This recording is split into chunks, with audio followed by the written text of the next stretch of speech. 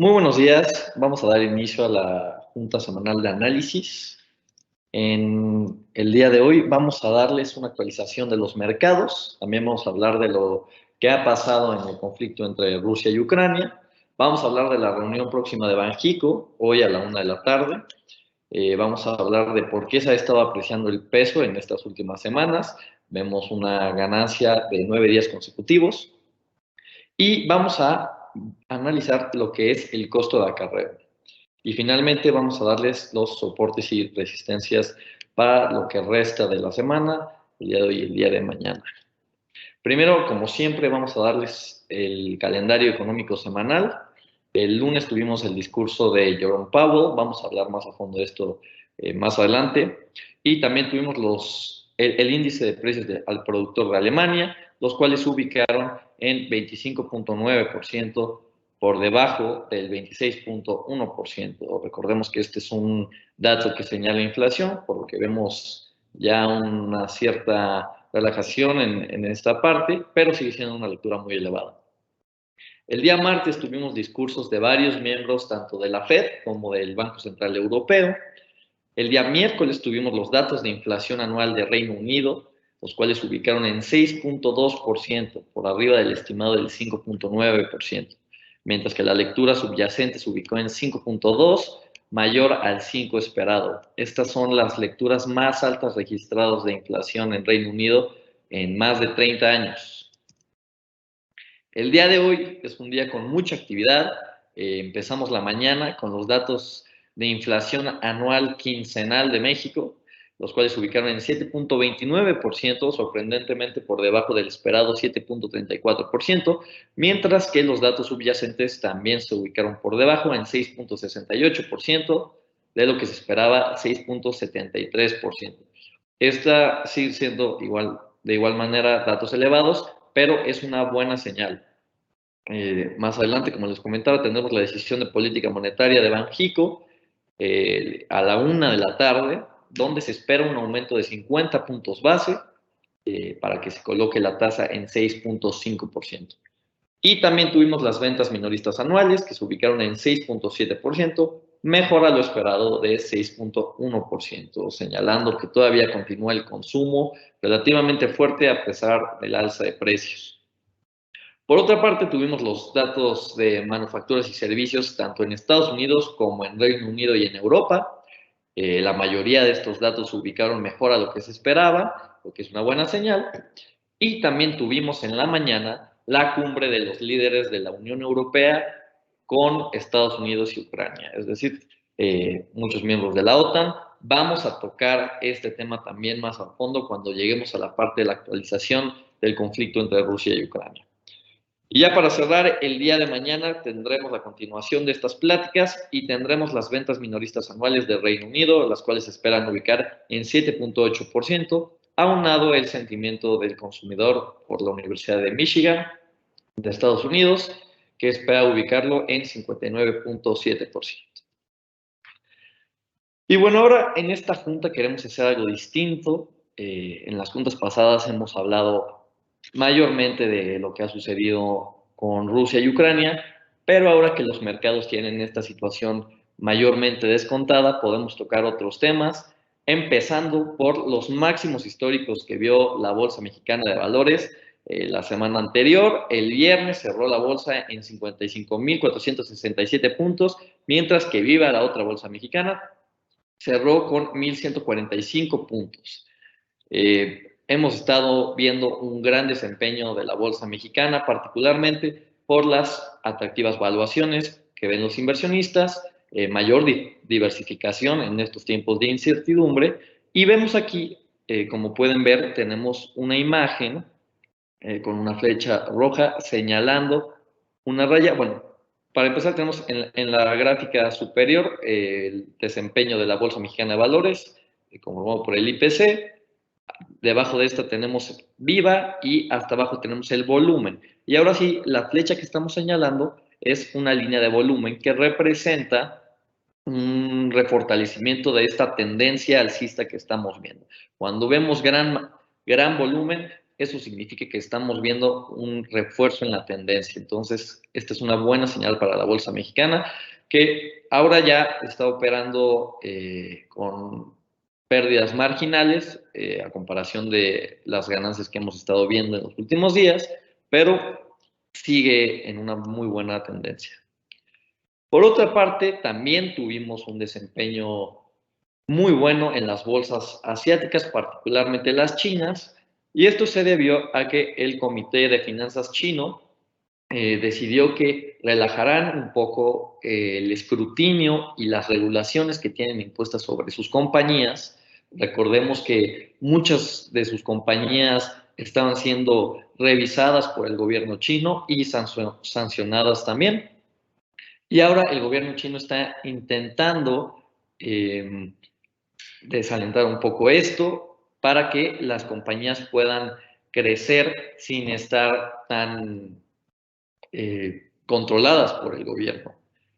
Esto es en un intento de reavivar la economía que particularmente en China ha visto problemas por un repunte de casos de COVID que hemos estado viendo en estos últimos días, por un fuerte impacto en el mercado inmobiliario que comenzamos a ver desde que sucedió el evento de Evergrande. Y pues bueno, también hemos visto un impacto negativo en las bolsas chinas después de que se sugirió que estaban apoyando a Rusia en la guerra de Ucrania. Estas declaraciones han sido desmentidas, vamos a tocar más a fondo estas también, pero después de que el Comité Financiero anunció que relajarían las medidas, el Nasdaq Golden Dragon, el índice de tecnología chino, subió 33% en un día, mientras que el Hang Seng subió 13% en un día. Esta también ha sido la mayor subida intradía del Hang Seng desde 2008, y con esta subida se recuperó la mitad de lo que se había perdido en lo que va del año. Entonces, vemos buenos impulsos en las bolsas que, bueno, consecuentemente, teniendo muchas de las compañías de tecnología cotizando en bolsas estadounidenses, también vimos un buen desempeño de estas ante el anuncio. Y finalmente tuvimos la reunión de política monetaria la semana pasada en Estados Unidos, donde se realizó un aumento de 25 puntos base a la tasa para ubicarla en 0.50%, y además se anunció el recorte del balance en mayo para la siguiente reunión. Ahora, esta junta, si bien sí tuvo un tono hawkish, fue muy bien tomada por los inversionistas. Recordemos que generalmente cuando los bancos centrales, en este caso la Fed, muestra un tono más restrictivo, los inversionistas buscan cobertura en activos menos volátiles, entonces las bolsas por lo general tienden a caer y aumenta el precio del dólar.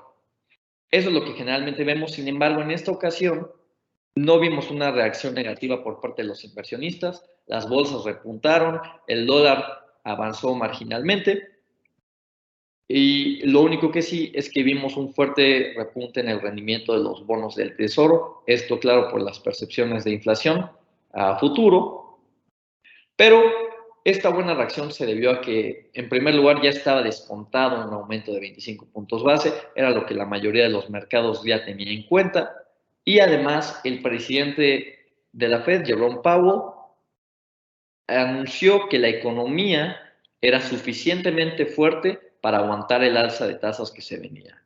Dijo que el empleo estaba en su mejor punto y que la economía estaba en crecimiento todavía. Y eso dio cierta calma a los inversionistas, por lo que vimos este desempeño en los mercados, que no fue negativo.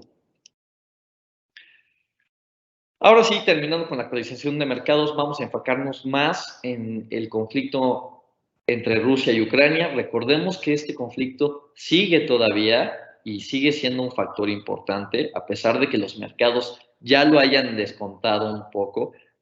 Este conflicto ya no opaca los demás eventos como lo hizo cuando recién estaba empezando, pero es importante saber que sigue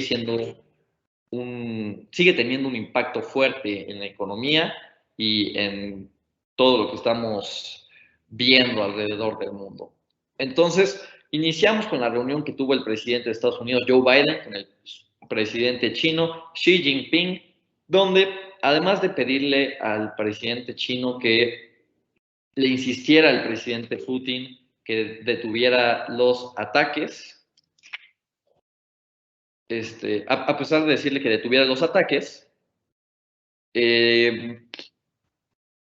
le advirtió sobre las consecuencias que tendría China si continúa apoyando a Rusia. Bueno, recordemos que ningún tipo de apoyo se ha confirmado, pero hubieron ciertos rumores, por así decirlo, de que China estaba apoyando tanto militarmente como estratégicamente a Rusia en esta invasión.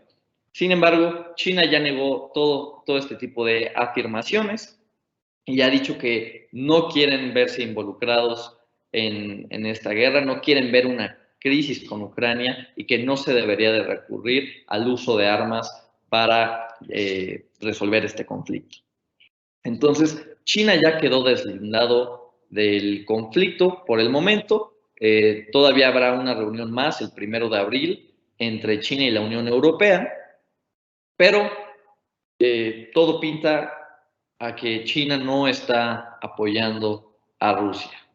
Ahora, hay que recordar que China está en una posición comercial importante aquí, con poco movimiento, no tiene mucho margen para hacer muchas cosas, puesto que por un lado ha sido un buen soporte del gobierno ruso, el presidente Xi Jinping y el presidente Putin tienen una buena relación y comparten ciertas ideologías, además de que Rusia es un exportador de bienes importante para China. China representa el 20% de sus exportaciones de petróleo. Pero por otro lado, China también es el mayor exportador, bueno, Estados Unidos es el mayor importador más bien de productos chinos, son grandes aliados comerciales y cualquier diferencia podría provocar conflictos con esta relación que tendría un grave impacto tanto en la economía americana como en la economía china. Entonces, no hay mucho espacio para que China se mueva, por lo que se va a mantener lo más neutro posible. Por otra parte, tuvimos una actualización sobre las conversaciones de paz que se han estado llevando entre Rusia y Ucrania. Estas negociaciones no han llegado muy lejos y eso ha sido dicho tanto por el gobierno ucraniano como por el ruso. El gobierno ucraniano ha dicho que las conversaciones han avanzado muy lentamente, no han llegado a ningún acuerdo. Y recordemos que la semana anterior vimos cierto alivio en los mercados cuando se anunció que Rusia había dicho que había un avance positivo en las negociaciones. Ante este anuncio vimos un buen desempeño en los mercados, pero después Rusia desmintió esta afirmación, dijo que no era correcto y que las conversaciones no habían tenido avances, por lo que regresamos a una incertidumbre un tanto más elevada. Por otra parte, tuvimos a Scott Berrier, el director de la Agencia de Inteligencia de Estados Unidos, del Pentágono, sacando un comunicado de casi 64 hojas donde dijo que Rusia podría amenazar con el uso de armas nucleares. Ahora, esto es algo muy importante porque el director del Pentágono está diciendo que si Ucrania no se rinde, la única forma que tendrá Rusia para continuar demostrando su poder geopolítico será a través de la amenaza de armas nucleares. Entonces, me gustaría hacer una pausa aquí para reiterarles que el conflicto sigue presente, no se ha ido, a pesar de que los mercados los tengan descontado, es algo que todavía hay que estar siguiendo de cerca. Pero bueno, entonces hay una posibilidad de que Rusia amenace con armamento nuclear si Ucrania no se rinde para demostrar su poder, según el director de inteligencia de Estados Unidos. Hoy, como les comentaba, tuvimos la cumbre de los líderes de Estados Unidos, la Unión Europea y Ucrania, donde se anunciaron nuevas sanciones hacia Rusia, que incluyen sanciones tanto a individuos como a entidades, alrededor de 400 en total, e incluyen a la Cámara Baja del Parlamento ruso, el Duma. Además de estas sanciones, también se anunció que estos líderes de la OTAN ya se están preparando para algún posible ataque químico o nuclear hacia Ucrania por parte de Rusia. Entonces, les digo, esta amenaza es más tangible ya, y si bien todavía no ha sucedido, los líderes de la OTAN ya se están preparando, tanto militarmente, reforzando sus tropas alrededor del este de Europa, como también preparando contramedidas médicas y económicas para poder apoyar a Ucrania. En dicha cumbre también se le reiteró a China que no debe de apoyar a Rusia. Y finalmente tuvimos la noticia de que Rusia logró evitar el default de su pago de bonos. Recordemos que había mucha especulación sobre la capacidad de pago de Rusia, sobre los cupones que tenían los tenedores de los bonos, pero Rusia logró hacer este pago. Ya van más de 117 mil millones de dólares pagados. ¿Y esto qué nos dice? En primer lugar, las sanciones no han sido tan duras como se pensaba en un momento. Y en segundo lugar, que hay mayor calma en relación a este conflicto, puesto que Rusia decidió seguir con su compromiso de pago de bonos a pesar de las sanciones que está teniendo. Ahora, me gustaría dejarles esta imagen. Se me hizo una imagen muy interesante. Tiene que ver con todos los desplazamientos de las personas, los civiles de Ucrania hacia otros lugares. Y mientras se las dejo, una vez más, voy a volver a insistir en esto. Es importante que sigamos siguiendo de cerca el conflicto entre Rusia y Ucrania. Es un conflicto tangible, a pesar de que los mercados lo hayan descontado, de que ya no estén teniendo tanto peso las noticias en relación al conflicto en los mercados, sigue siendo un factor importante alrededor del mundo y es algo que no hay que dar por sentado. ¿Ok? Aconsejamos todavía seguir avanzando con prudencia y también mantener la calma en estos momentos de incertidumbre. Recordemos que todo es pasajero y que hay que ser fuertes, mantenerse fuertes en nuestras decisiones y en nuestras inversiones. Ahora sí, pasando a la reunión de Banxico, recordemos que la decisión de política monetaria se dará el día de hoy a la 1 de la tarde, donde los mercados hemos descontado un aumento de 50 puntos base en la tasa para dejarla en 6.5%. Se espera, en una estimación realizada, en una encuesta realizada por Banxico a distintas instituciones, el promedio que se espera para el cierre de tasas del 2022 se ubica en más de 7.75%.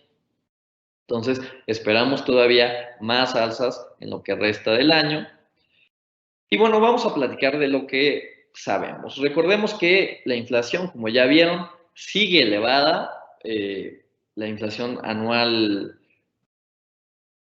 correspondiente a la quincena de marzo se ubicó en 7.29%, la subyacente en 6.68%. Son lecturas elevadas. Todavía se tiene que contener esta inflación, que ha sido en México, por lo menos mayormente provocada por una inflación importada. Recordemos que la inflación importada se refiere a cuando los productos que importa México suben de precio en otros países, derivado de distintas razones. Aquí también tenemos que elevar el costo de estos bienes.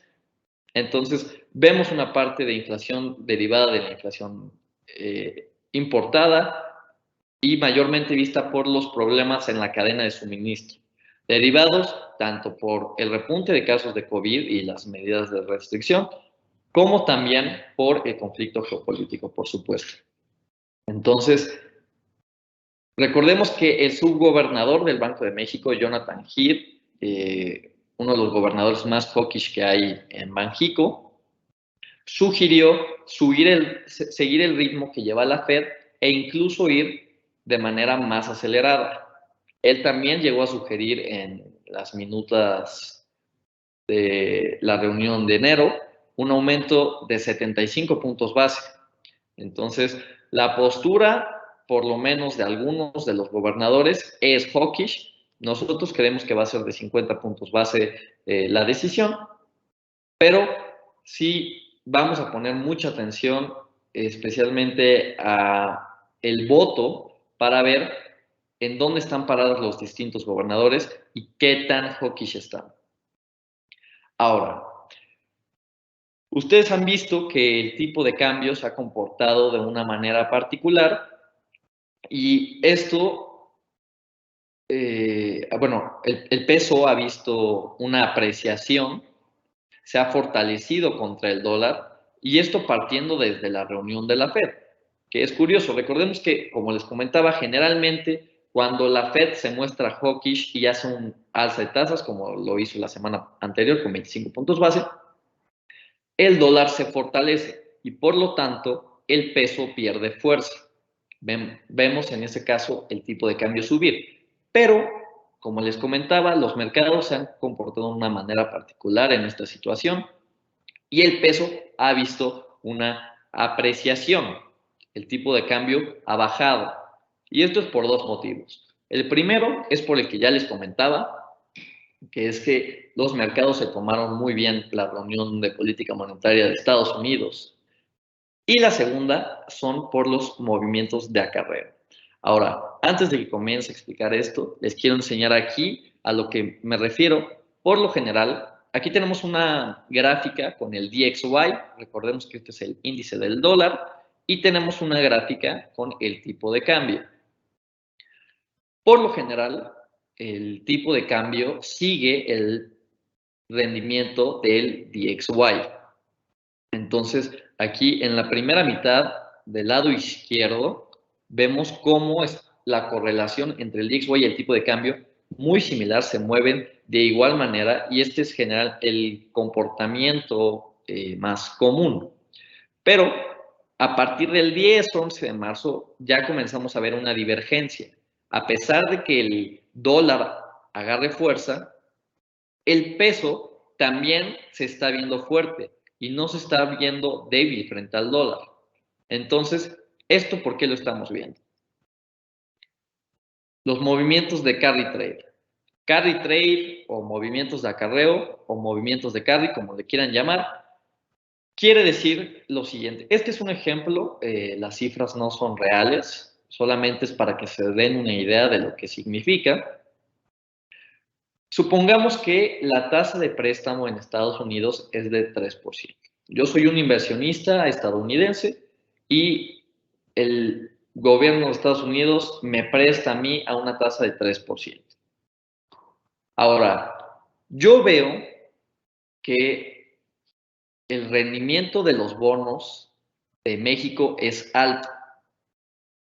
Recordemos que en economías menos desarrolladas, por lo general, el rendimiento de sus bonos es más alto porque la tasa de referencia está más elevada. En México, recordemos, tenemos una tasa actual de 6%, esperamos un 6.5% después de esta reunión, y por ende el rendimiento de nuestros bonos es más elevado. Vemos el bono soberano de México a 10 años con un rendimiento de alrededor de 8%, más arriba incluso.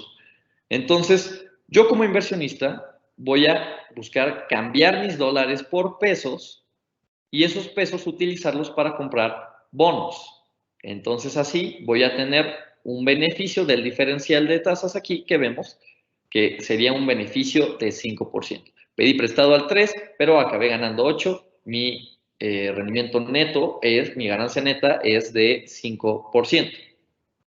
Entonces, en este movimiento en el que yo cambio dólares por pesos para poder comprar los bonos, pues incrementa la demanda por los pesos. Hay mayor demanda por los pesos y hay que recordar que a mayor demanda, pues mayor es el precio. Y es por eso que estamos viendo una apreciación en el peso más previo a la reunión de Banxico.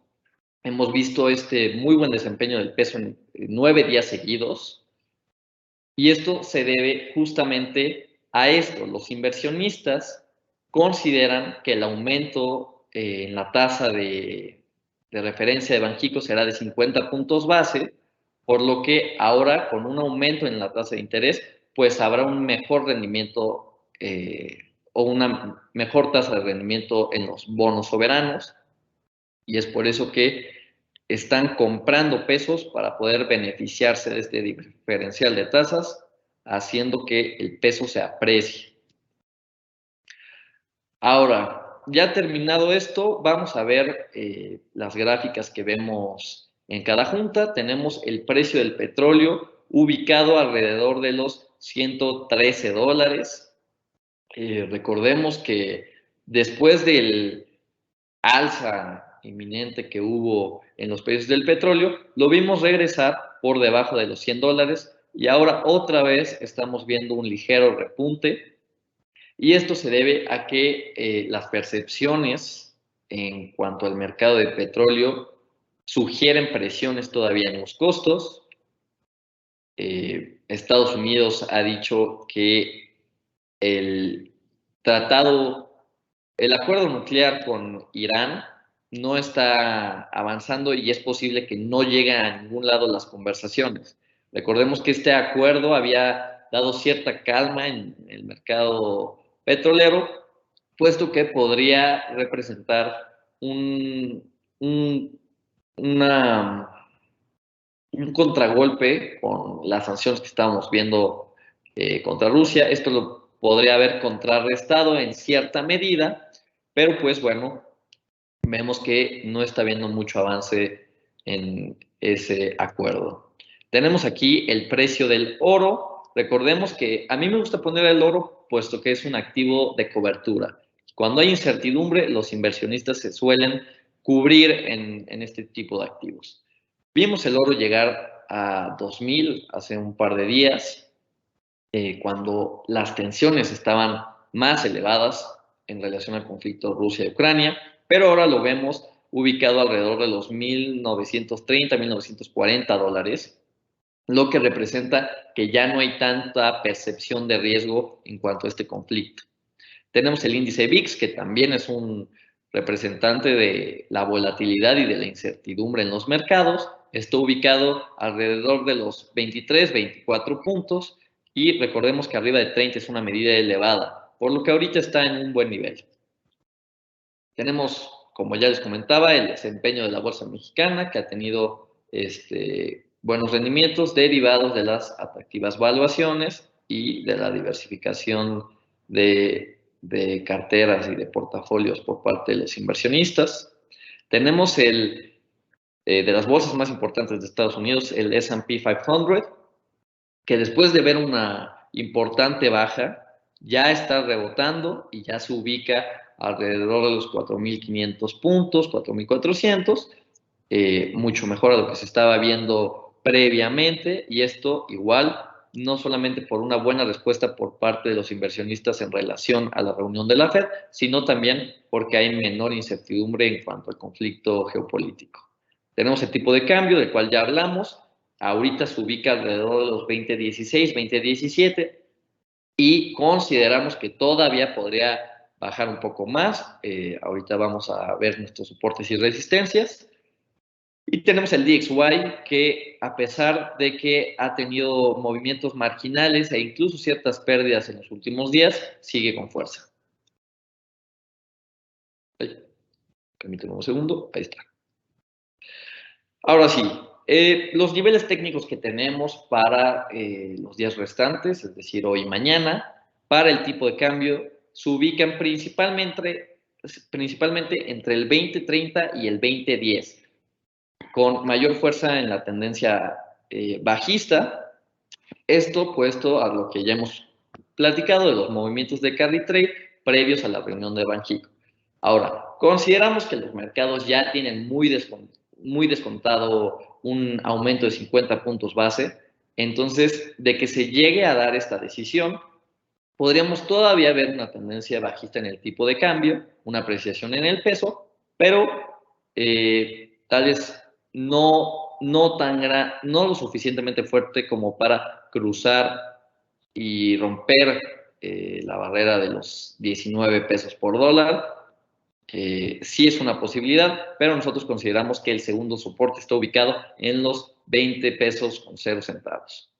Y bueno, ya en un evento muy particular, sorpresivo, podríamos ver el tipo de cambio tocar los 20.35, pero es muy poco probable. Entonces, estamos más inclinados a una tendencia entre el 20.10 y el 20 para los 2 días restantes de la semana. Dicho todo esto, terminamos con la junta de análisis y ahora pasaríamos a la parte de preguntas y respuestas. Recuerden que las pueden hacer en el chat y de no ser posible, hemos tenido un par de problemas técnicos previamente, entonces si no se llegan a ver aquí, con todo el gusto del mundo las podrán enviar por correo o contactarnos por número telefónico. Estos los pueden encontrar en nuestros reportes diarios. Precisamente no me están... Aquí hay una. Hola, buenos días. Tengo unas preguntas con las que espero me puedan apoyar. Claro que sí. Las pueden escribir en el chat nuevamente. Ok, aquí están ya saliendo. El dato de inflación reportado esta mañana fue de 7.29% a tasa anual. ¿Qué expectativas tienen para el segundo trimestre del 2022? Ok, para responder tu primera pregunta, es verdad, los datos se han ubicado menor a lo que se esperaba. Nosotros teníamos un pronóstico de inflación más elevado, sin embargo, estos datos sorprendieron, aunque consideramos que todavía podremos ver el impacto de la inflación mayormente reflejado en los próximos meses, particularmente en el mes de marzo e incluso todavía en abril, por lo que vemos una inflación todavía presionada, podría ser arriba del 7.40.